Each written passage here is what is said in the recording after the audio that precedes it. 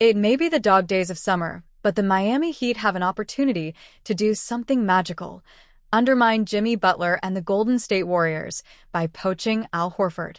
The 39-year-old is widely expected to wind up with Chase Center's residence once they wrap up their Jonathan Kuminga nightmare business.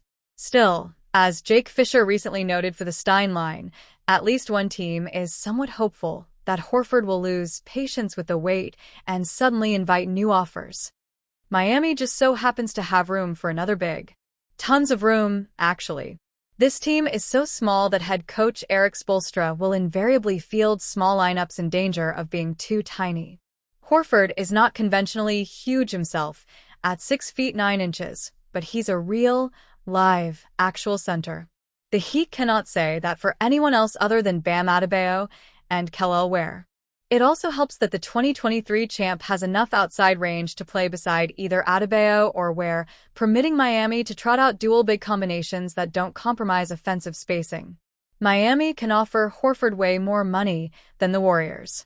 Really, there's no argument against Horford's fit. He is the ideal off-season addition for the Heat, especially this time of year.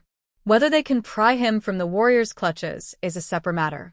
If money still talks, they absolutely can. Golden State is expected to sign Horford using the mini mid-level exception, which tops out at a salary of $5.7 million. Miami has yet to use its non-taxpayer mid-level exception of $14.1 million. Now, the Heat can't spend the entire thing because they don't have enough room beneath the first apron, which you cannot exceed when offering the bigger MLE. But as of now, they have more than $7 million in runway and can give Horford a salary in that range. Miami can also up the ante if that's not enough for him to bite. Moving Terry Rozier and his $26.6 million cap hit verges on impossible without attaching assets. Simone Fontecchio's $8.3 million expiring contract is a different story.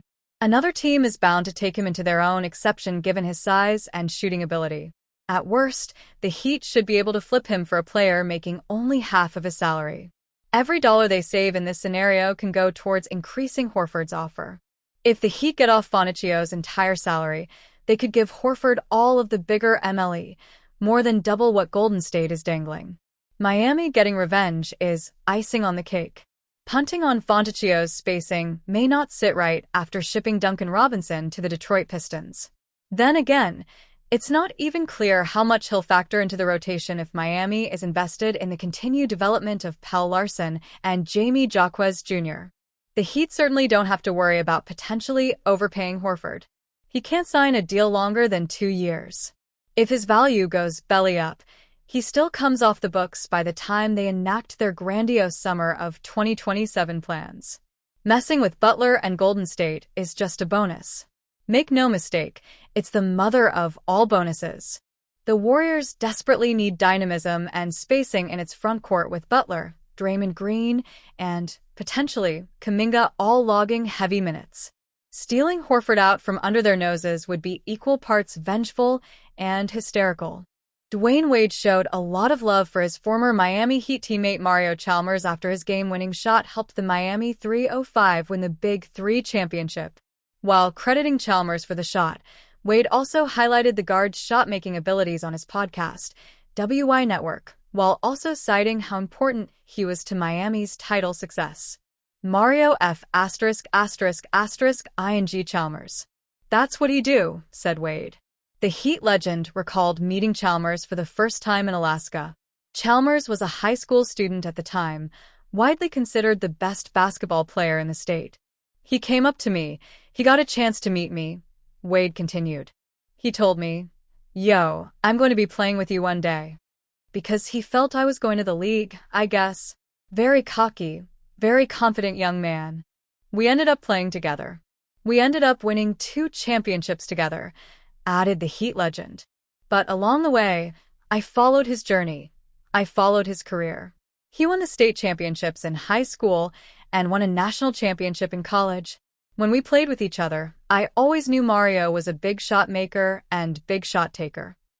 Although Wade admitted this aspect of Chalmers was also a hindrance to some extent, he gave his former teammate his flowers by saying, "First of all, we're not winning the way we won without a Mario Chalmers. We talk about UD, of course. We talk about Mike Miller, Shane Battier, Ray Allen. We talk about those big names. But we don't talk about Mario Chalmers a lot. The Heat franchise had some of its best years during the Heatless era when Dwayne Wade, LeBron James, and Chris Bosh led the team. While the trio of superstars was impressive enough, it was the supporting cast and key role players that shored up the roster. Among these players, Mario Chalmers is certainly one of the most important pieces of the puzzle. As Miami's starting point guard at the time, Chalmers had the crucial duty of locking down on defense while being the complementary facilitator on offense, acting as the traditional two-way guard. During the 2011-12 regular season, leading up to Miami's first title in this era, Chalmers recorded an average of 9.8 points, 3.5 assists, and 1.5 steals per game. His production in the playoffs improved to 11.3 points, 3.9 assists, and 1.2 steals per game. Chalmers' intensity and grit may have rubbed his teammates the wrong way, given his heated exchange with LeBron James. But he was a key ingredient in dictating success for the squad. Wade's praise was noteworthy, especially in light of his eventual exit from Miami. Regardless, Chalmers maintains that Wade was the best leader he had ever played with, presenting the strong bond between them. The Miami Heat are coming off a first-round sweep at the hands of the Cleveland Cavaliers this past season. During this quiet offseason, the acquisition of Norman Powell from the Los Angeles Clippers and extending the contract of Davion Mitchell were definitely conducive to Miami's future success, but Bleacher Report's Andy Bailey outlined why future Hall of Famer Russell Westbrook would be an ideal fit in Dade County. Westbrook has gone through a few different phases after winning the 2016-17 MVP award, and doing so while averaging a triple-double, but at this point in the 36-year-old's career, Bailey pointed out that a pairing with the Heat may save the superstar from perennial free agency. It would be unlikely that Westbrook takes the starting spot from Tyler Herro, but especially with the influx of combo guards in Miami, much of Westbrook's value can be through his leadership. Additionally, his ability to drive and kick can create quality opportunities for the perimeter shooters on the roster. The point guard from UCLA is coming off a 13.3 points, 6.1 assists, and 4.9 rebounds per game season while with the Denver Nuggets, doing so on a 50.5 effective field goal percentage, which adjusts field goal percentage to account for three-pointers being worth more than other field goals. For the second season in a row, Westbrook finished 7th in Sixth Man of the Year voting. Westbrook's first 11 seasons as a member of the Oklahoma City Thunder quickly captivated the basketball world. After a 2012 run to the NBA Finals headlined by fellow future Hall of Famer Kevin Durant, just 23 years old, and James Harden, 22, the 23-year-old Westbrook put the basketball world on notice.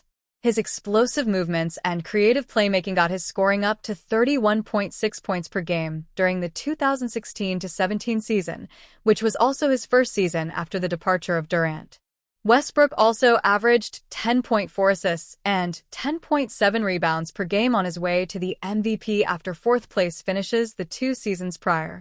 Westbrook would go on to average a triple-double for the next 2 seasons and completed the feat once again during the 2020-21 campaign.